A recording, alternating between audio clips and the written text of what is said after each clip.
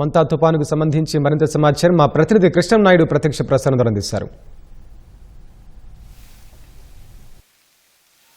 పశ్చిమ మధ్య బంగాళాఖాతంలో ఏర్పడినటువంటి మోంతా తుఫాను తీవ్ర రూపం దాల్చింది. దీంతో సముద్ర తీరం వెంట ఉన్నటువంటి జిల్లాల్లో భారీ వర్షాలు కురుస్తున్నాయి. ఈ వర్షాల నేపథ్యంలో అన్ని జిల్లాల యంత్రాంగాలు అప్రమత్తమయ్యాయి. సముద్ర నదీ తీర ప్రాంతాలకు ప్రజల్ని వెళ్ళనివ్వకుండా ఇప్పటికే ఆదేశాలు జారీ చేశారు. ప్రస్తుతం మనం కోనసీమ జిల్లాలో ఉన్నటువంటి అమలాపురం జిల్లా కేంద్రంలో ఉన్నాము. జిల్లా కేంద్రంలో ఉన్నటువంటి కలెక్టరేట్లో ఉన్నాము. తెల్లవారుజాము నుండి ఓ మోస్తరు నుండి భారీ వర్షం కురుస్తుంది. సముద్ర తీరంలో ఉన్నటువంటి మోంతా తుఫాను నెమ్మదిగా కోస్తా తీర ప్రాంతం వైపు వస్తుంది. ఈ కోస్తా తీర ప్రాంతం వైపు వస్తున్నటువంటి నేపథ్యంలో వర్షం యొక్క తీవ్రత కూడా అధికంగా పెరుగుతుంది. ప్రస్తుతం గడిచిన 6 గంటలలో దీని యొక్క తీవ్రత 17 కిలోమీటర్ల వేగంతో కదులుతున్నట్లు మనకు గణాంకాలు చెబుతున్నాయి. ప్రస్తుతానికి మచిలీపట్నం కేంద్రానికి 230 కిలోమీటర్లు, కాకినాడకు 310 కిలోమీటర్లు, విశాఖపట్నానికి 370 కిలోమీటర్ల దూరంలో కేంద్రీకృతమైనట్లు మనకు విపత్తుల నిర్వహణ శాఖ చెబుతుంది. మరి కాసేపట్లో ఈ యొక్క తుఫాను కూడా తీవ్ర రూపం మరింత దాల్చేటువంటి అవకాశం ఉందని కూడా అంచనా వేశారు. ఈ రాత్రికే మచిలీపట్నం కాకినాడ మధ్య తీరం దాటేటువంటి అవకాశం ఉందని కూడా చేస్తున్నారు. ముఖ్యంగా ఆ ప్రాంతంలో హై అలర్ట్ను రాష్ట్ర ప్రభుత్వం ప్రకటించింది. ఇప్పటికే గడిచిన 2 రోజుల నుంచి హోంమంత్రి అనితతో పాటు ముఖ్యమంత్రి చంద్రబాబు కూడా సమీక్షా సమావేశాలు ఏర్పాటు చేసి అన్ని జిల్లాల యంత్రాంగాలను అప్రమత్తం చేశారు. ముఖ్యంగా గుంటూరు, కృష్ణా జిల్లాల యంత్రాంగాలకు ప్రత్యేకంగా ఆదేశాలు ముఖ్యమంత్రి జారీ చేశారు. ఆ జిల్లాలలో ఉన్నటువంటి అధికారులు కూడా అప్రమత్తంగా ఉండాలని కూడా ఆదేశాలు జారీ చేశారు. ఇకపోతే ఈ మోంతా తుఫాను ప్రభావంతో రేపు కోస్తా జిల్లాలో అతి భారీ వర్షాలు కురిసే అవకాశం ఉందని కూడా చెప్తున్నారు.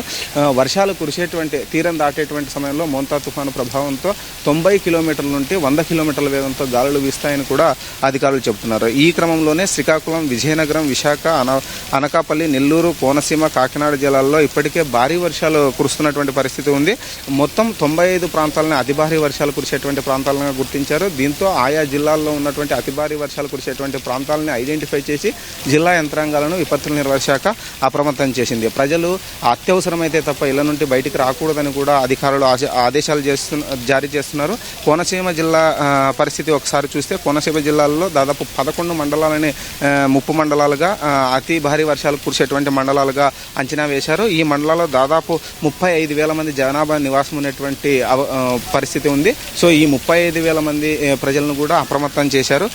ఎట్లాంటి పరిస్థితులు ఏర్పడినప్పటికీ ఆయా మండలాలలో, గ్రామాలలో ఉన్నటువంటి ప్రజలను సురక్షిత ప్రాంతాలకి తరలించేందుకు ఏర్పాటు చేశారు. 274 పునరావాస కేంద్రాలను ఏర్పాటు చేసి ఆ పునరావాస కేంద్రాలలో ఇప్పటికే అనేక మంది జనాల్ని అక్కడికి తరలించారు. వారికి అవసరమైనటువంటి ఆహారపు ఏర్పాట్లు కూడా అక్కడే ఏర్పాటు చేశారు. ఉదయం టిఫిన్తో పాటు మధ్యాహ్న భోజనం, రాత్రి భోజనాన్ని కూడా ఏర్పాటు చేశారు. వారికి దుప్పెట్లు పంపిణీ చేసేటువంటి కార్యక్రమం కూడా ఇప్పటికే నడుస్తుంది.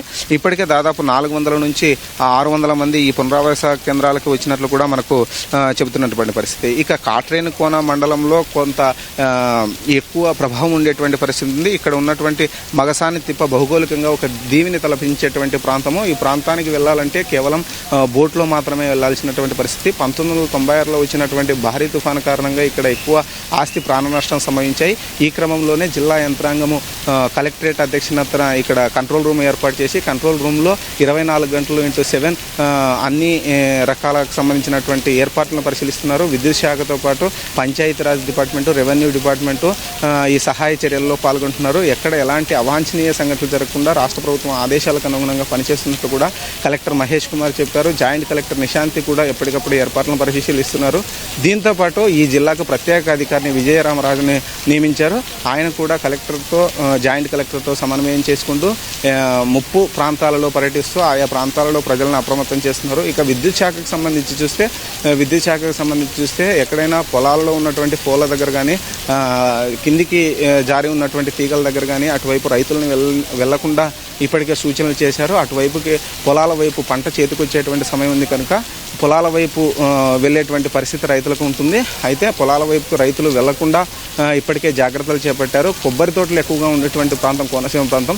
కొబ్బరి తోటల వైపు కూడా ప్రజల్ని, రైతులని వెళ్ళనివ్వకుండా ఇప్పటికే ఆదేశాలు జారీ చేశారు. అక్కడ ఇప్పటికే దండోరా వేసి ప్రజలను అటువైపు వెళ్ళకూడదని కూడా ఎప్పటికప్పుడు అప్రమత్తం చేస్తున్నారు. కొబ్బరి చెట్లు కూలేటువంటి పరిస్థితి, గాలి తీవ్రత అధికంగా ఉన్నటువంటి పరిస్థితుల్లో మిగిలినటువంటి చెట్ల కింద కూడా ప్రజలు కూడా ఉండకూడదని కూడా చెప్తున్నారు. అయితే కొంత ఇప్పుడు పంట చేతికొచ్చేటువంటి సమయం ఉంది కనుక దాదాపు నిన్న లెక్కల ప్రకారం చూస్తే జిల్లా వ్యవసాయ శాఖ ఇచ్చినటువంటి లెక్కలను చూస్తే వరి పంటకు సంబంధించి 11,000 ఎకరాల్లో నష్టం వాటిల్ల తెలుస్తుంది. రైతులు కూడా దీనిపైన కొంత ఆందోళన వ్యక్తం చేస్తున్నటువంటి పరిస్థితి.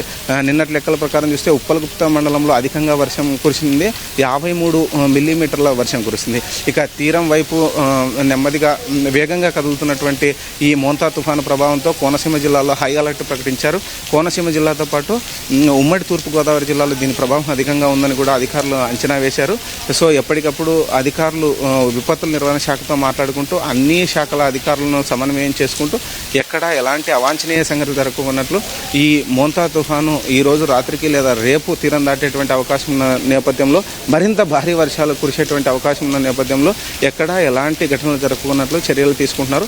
ప్రజలను అప్రమత్తం చేస్తున్నారు. ఇప్పటికే పాఠశాలలకి 3 రోజులు నిన్న ఇవాళ రేపు కూడా సెలవులు ప్రకటించినటువంటి పరిస్థితి. విద్యార్థులు కానీ చిన్నపిల్లలు కానీ వృద్ధులు కానీ బయటికి అసలే రావద్దని కూడా జిల్లా యంత్రాంగం చెబుతుంది.